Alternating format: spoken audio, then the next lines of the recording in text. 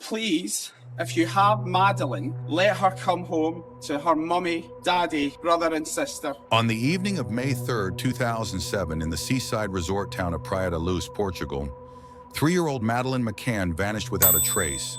Her parents, Kate and Jerry McCann, had left her sleeping in their holiday apartment, just a short walk from the tapas restaurant where they dined with friends. When Kate returned around 10 p.m., Madeleine's bed was empty. The window was open, and the world's most famous missing child case had just begun. The disappearance of Madeleine McCann shocked not only Portugal, but the entire world. How could a child vanish from her bed in a family-friendly holiday village with no one noticing? Within hours, the search grew frantic. Neighbors, tourists, and police combed through the streets, the beaches, even nearby farmland. But Madeleine was gone. From the very first night, suspicion mixed with sympathy. Was Madeleine abducted by a stranger? Or was there something far darker within the walls of apartment 5A? As days turned into weeks, the case took an unexpected turn. The parents themselves became suspects. The very people crying for her return were suddenly investigated for her disappearance. This is the disappearance of Madeleine McCann, the world's most famous missing child case. Don't look away, because the truth behind this story will make you question everything you thought you knew about safety, family, and justice. Before the world knew her name, Madeleine McCann was simply Maddie to her parents, Kate and Jerry. Born in May 2003 in Leicester, England, she was the eldest of 3 children, with younger twin siblings, Sean and Emily. Friends described her as lively, curious, and affectionate. A little girl with big hazel green eyes and a smile that lit up every room. To her parents, she was the center of their world. Kate, a general practitioner, and Jerry, a cardiologist, were both respected professionals. Their lives were busy, filled with long shifts at the hospital, but they remained devoted to their family. Vacations were rare, and in the spring of 2007, they decided to join a group of friends on a long-awaited holiday to Portugal. It was meant to be a time of rest, sunshine, and laughter, a pause from the demanding rhythm of their careers. The group chose Praia da Luz, a quiet coastal town in the Algarve region. The resort where they stayed was family-friendly, with swimming pools, tennis courts, and children's activities. To many British families, the Algarve was considered safe, even idyllic. Parents often let their children play while they enjoyed dinner, confident that nothing could go wrong in such a peaceful place. During the day, the McCanns spent time by the pool, on the beach, and walking the cobbled streets of the village. Madeleine loved swimming and playing with her siblings, often clutching her favorite pink stuffed toy, Cuddle Cat. Neighbors in the resort recalled seeing her running happily, her laughter echoing in the warm Portuguese air. But as much as the trip appeared carefree, the group of parents developed a routine that would later become central to the case. Each evening, while the children slept in their apartments, the adults gathered at a nearby tapas restaurant within the resort complex. They would check on their children intermittently, taking turns every 20 to 30 minutes. It was a practice they considered normal, almost casual.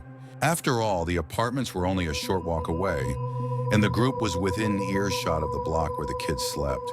The chance to enjoy adult time with friends while keeping a close eye on their children. But this routine, seemingly harmless, would become the most scrutinized decision of their lives. On the surface, the holiday painted a perfect picture. A young family, hardworking parents, a charming daughter, a safe seaside town. Yet under that image of tranquility lay an invisible vulnerability. For predators, vacation resorts offered opportunities. Doors left unlocked, windows ajar, parents lulled into a false sense of security. And on the night of May 3rd, 2007, that fragile balance would shatter forever. Because as much as Praia da Luz looked like paradise, something sinister was already moving in the shadows.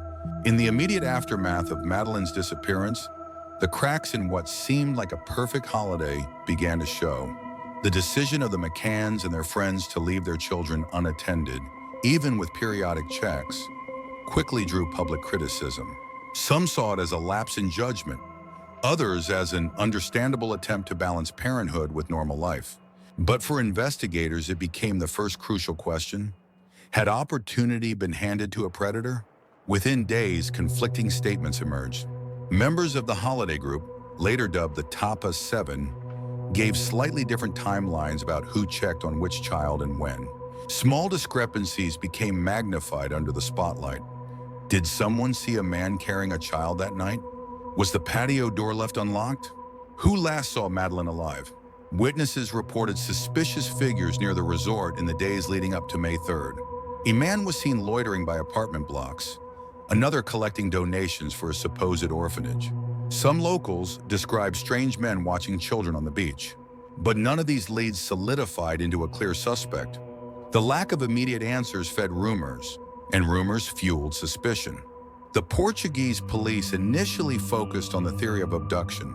Roadblocks were set up, borders were alerted, and Interpol was notified. Yet the apartment itself revealed puzzling details. No sign of forced entry, and the possibility that the shutters could only be opened from inside.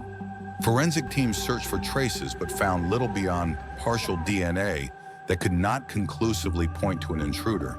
As frustration mounted, the press descended. The McCanns found themselves in front of cameras daily, pleading for their daughter's return while under intense scrutiny.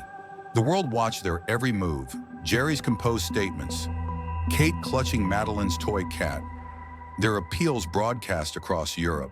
But the more public they became, the harsher the questions grew. Why had they left 3 children alone at night? Why did their statements not always match? Why was there no sign of a break-in? These questions began to blur the line between victim and suspect. For some, the McCanns were grieving parents. For others, they were negligent, even complicit. In September 2007, just 4 months after the disappearance, Portuguese authorities formally declared Kate and Jerry McCann as arguidos, official suspects. The shift shocked the world. How could the desperate parents suddenly become the focus of a criminal investigation? That Madeleine had died accidentally in the apartment, and the parents covered it up. British cadaver dogs brought to Portugal alerted inside the apartment, and even to a rental car the McCanns had used weeks later. But these alerts, though dramatic, were not definitive proof. No body, no weapon, no clear evidence ever surfaced. As weeks turned into months, cracks widened into chasms. Each new lead seemed to collapse, leaving more questions than answers. And the longer Madeleine remained missing, the harder it became to separate fact from speculation. Could this tragedy have been prevented if the first warning signs had been recognized earlier? If neighbors had reported the suspicious men sooner? If doors had been locked? If children had never been left alone? Would Madeleine still be here? The disappearance of one small child had already begun to expose not only the vulnerability of a family, but the vulnerability of every assumption society makes about safety, trust, and responsibility. The night of May 3rd, 2007 began like any other during the McCann's holiday. The children were put to bed around 7:30 p.m. in apartment 5A. Kate read them a story, kissed Madeleine goodnight, and left the bedroom door slightly ajar. Together with Jerry, she joined their friends at the Tapas bar just 55 meters away. Around 5 p.m. En route, Jerry returned briefly to check on the children. He recalled seeing Madeleine asleep, the twins beside her, all seemingly undisturbed. Outside the apartment, he spoke with a fellow guest for several minutes before going back to dinner. 30 p.m. Another member of the group, Jane Tanner, reported seeing a man carrying a child wrapped in a blanket, walking across the street near the apartment. She did not realize its importance until later. At the time, she assumed it was a parent returning their child to bed. 1 p.m.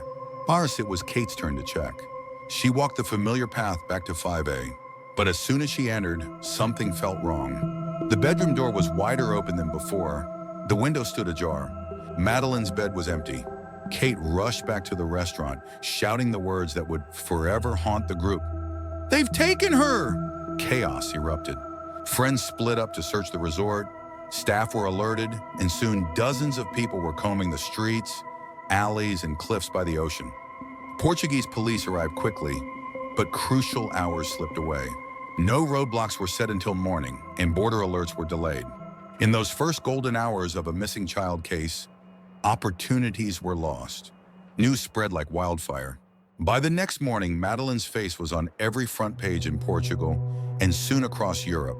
The British media swarmed Praia da Luz, turning the quiet resort into a circus of cameras and microphones. For millions, Madeleine's wide eyes and innocent smile became a symbol of parental nightmares. The child who could vanish while sleeping just meters away. World leaders took notice. The Pope met the McCanns. Celebrities like David Beckham and J.K. Rowling appealed for her safe return. A massive international campaign was launched. Posters, websites, even billboards in faraway countries. No missing child case had ever spread this fast in the age of 24-hour news. But as attention grew, so did pressure. Every detail of that night was dissected. Why didn't the police lock down the resort immediately? Why was forensic work delayed? And most painfully, why were the children left alone? Then came the twist that changed everything. By late summer, whispers turned into accusations. Instead of hunting an abductor, Portuguese investigators shifted their focus to the McCanns themselves. That Madeleine had died in the apartment, perhaps by accident, and her parents staged a cover-up.